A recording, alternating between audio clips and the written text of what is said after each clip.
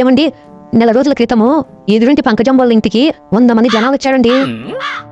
4 రోజుల క్రితమేనండి వాళ్ళు కొత్త ఇల్లు కొనుక్కున్నారండి. మొన్న టీవీ, ఫ్రిడ్జ్, బీరువా తెచ్చారు. నిన్న ఏసీలు, సోఫాలు, సామాన్లు తెచ్చారు. మీరేమో ఈ ఎత్త కొంపలోనే నన్ను కాపురం చేయనిస్తున్నారు. మిమ్మల్ని అనవసరంగా చేసుకుందానేమో అనిపిస్తుంది నాకే. ఏంటది? అదేనండి పెళ్ళి.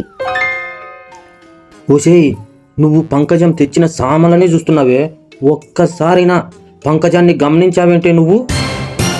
నాకు పంకజం ఎలా ఉందో అవసరం లేదు. వాళ్ళు తెచ్చారు సామాన్లు, అదే నా కుళ్ళు.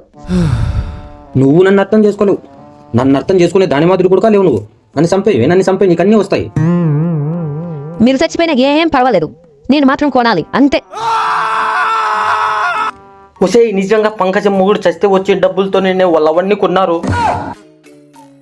అయితే చావండి, చచ్చిపో చచ్చిపో చచ్చిపో. ఏ ఫ్యూ మినిట్స్ బ్యాక్ నీ అమ్మ నన్ను గోడెక్కించేసావే, నువ్వు ఇంకా ఆఫీసులోనే ఉన్నావు.